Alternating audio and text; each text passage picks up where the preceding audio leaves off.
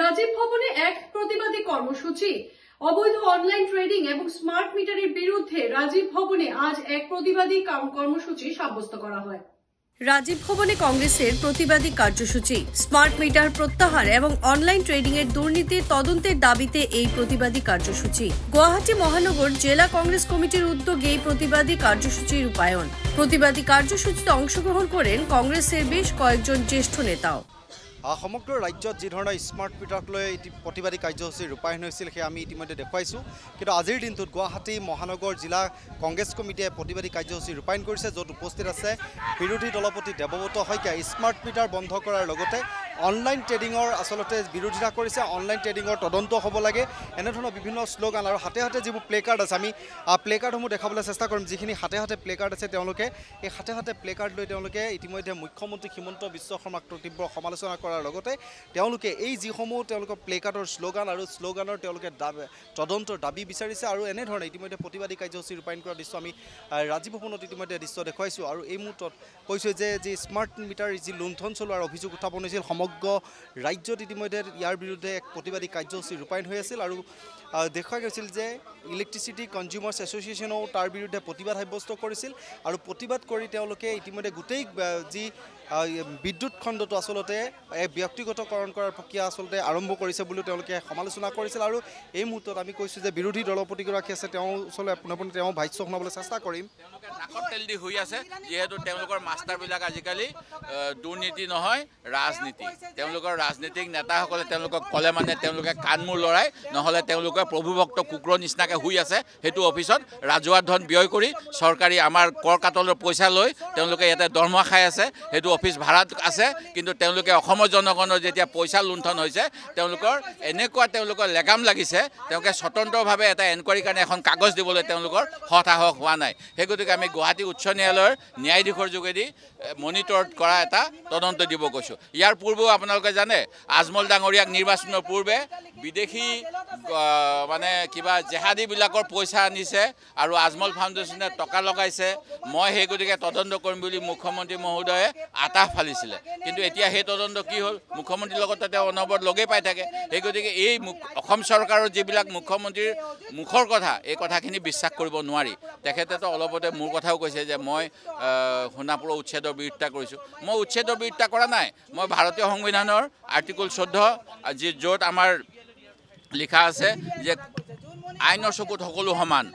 Article 15ত লিখা আছে যে ধৰ্ম, জাতি, ভাষা, অঞ্চলৰ ক্ষেত্ৰত বৈষম্য হ'ব নোৱাৰে। আৰ্টিকল 21ত আছে কোনো মানুহক ৰাইট টু লাইফৰ পৰা বঞ্চিত কৰিব নোৱাৰে। মই এইকেইটা কথা কোৱাৰ কাৰণে তেখেতে মোক মানে উচ্ছেদ বন্ধ কৰিবলৈ উত্তেজনা সৃষ্টি কৰিছোঁ বুলি মোক অভিযোগ আনিছে। সেই গতিকে মুখ্যমন্ত্ৰীৰ কথা বিশ্বাস গ্ৰহণযোগ্যতা নাই।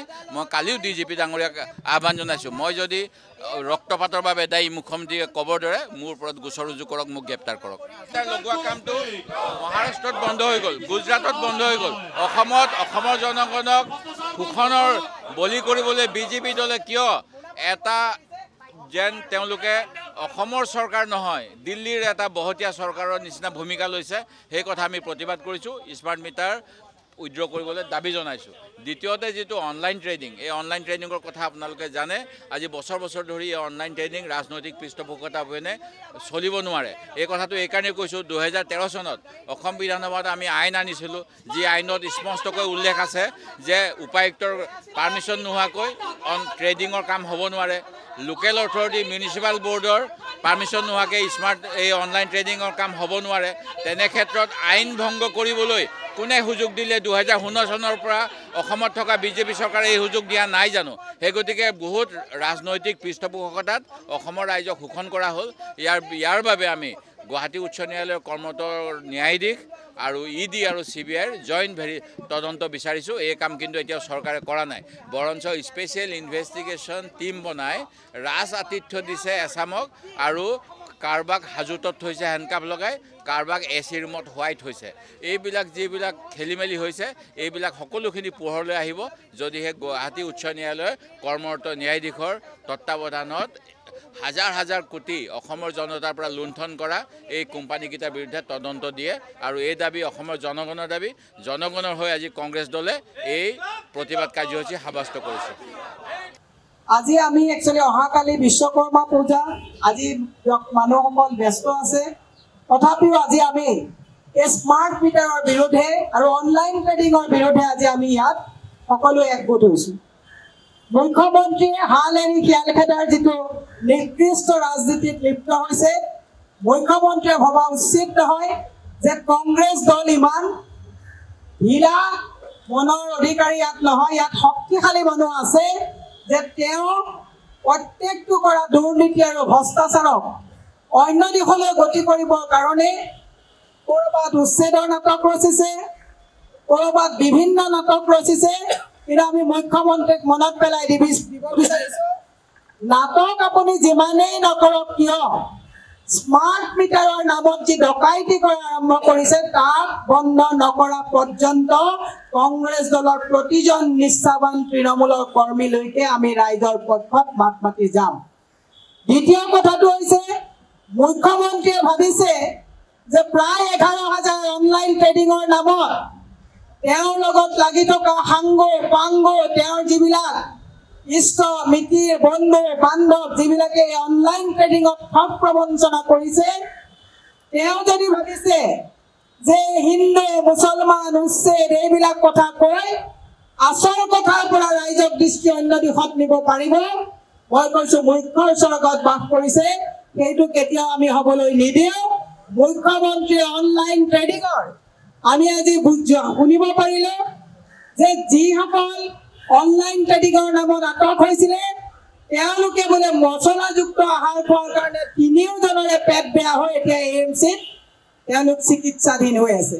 হিমন্ত বিশ্ব শৰ্মাক কৈছোঁ, 100 গৰু মাৰিলে বাঘৰো মৰণ, যিমানে আপুনি এইবিলাক কথা নকওক কিয় ৰাইজে কিন্তু আপোনাৰ এই ভেলকি বাজি চল চাতুৰি ঠগ আৰু প্ৰবঞ্চনা বুজিব পাৰিছে।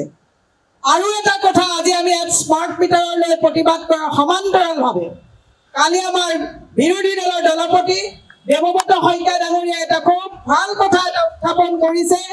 মই সংবাদ মাধ্যমৰ জৰিয়তে অসমৰ প্ৰত্যেকজন মানুহক ৰাজনৈতিকভাৱে সজাগ হ'বৰ কাৰণে এটা কথা ক'ব বিচাৰিছোঁ।